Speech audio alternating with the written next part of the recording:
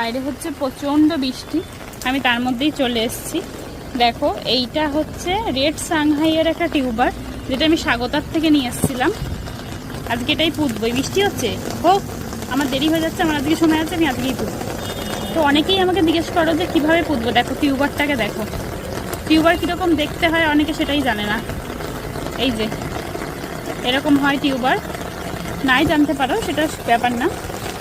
এই গামলাটা আমার আগের বছর ছিল, কোনো কারণে এই গামলাটায় যেটা লাগিয়েছিলাম সেটা হয়নি। তো এই মাটিটা তো পুরো রেডি আছে। এটা হচ্ছে পাক মাটি। অনেকেই, এটা কিন্তু পুরো পাক নেই, এর ভিতরে লেয়ারিং করা। যেহেতু এটা 1 বছর হয়ে গেছে সেই জন্য পুরো রেডি হয়ে গেছে মাটিটা। গোবর সার, ভার্মি কম্পোস্ট আর কিছুটা পাক মাটি ছিল, বিনতি দিয়েছিল আমাকে। ও এটা দিয়ে আমার এটা করা। এছাড়া তোমরা যদি পাক মাটি না পাও, নর্মাল এঁটেল মাটি বা একটু আঠালো আঠালো টাইপসের মাটিগুলো দিয়েও করতে পারো। এই যে হচ্ছে আমাদের টিউবার। এবার টিউবারটা,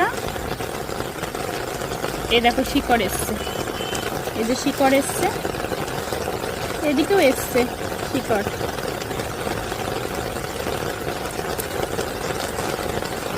এইভাবে আমি এখন বসিয়ে দিচ্ছি। এই যে এখানেও এসছে শিকড়ে, দেখো সাদা সাদা সাদা শিকড়। এবার পদ্মের টিউবার কিন্তু কোনো সময় মাঝখানে বসায় না, এরকম সাইড দিয়ে বসায়। এই গামলার একদম একটা সাইড ঘেঁষে বসিয়ে দেবে হালকা হাতে, ঠিক যতটা চাপা যায় ঠিক ততটাই চেপে বসিয়ে দেবে। খুব একটা বেশি নাড়াঘাটা করবে না। আমি আর আলাদা করে জল দিলাম না, কারণ কি বৃষ্টি হচ্ছে দেখতেই পাচ্ছ, অতিরিক্ত বৃষ্টি হচ্ছে।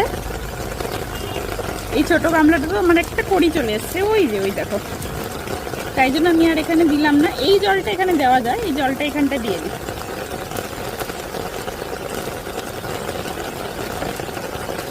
দেখা যাক আমার নতুন রেড সাংহাইটা কেমন হয়। হলে তো অবশ্যই তোমাদের সাথে শেয়ার করব। কি বৃষ্টি হচ্ছে দেখো, দেখো কি বৃষ্টি হচ্ছে।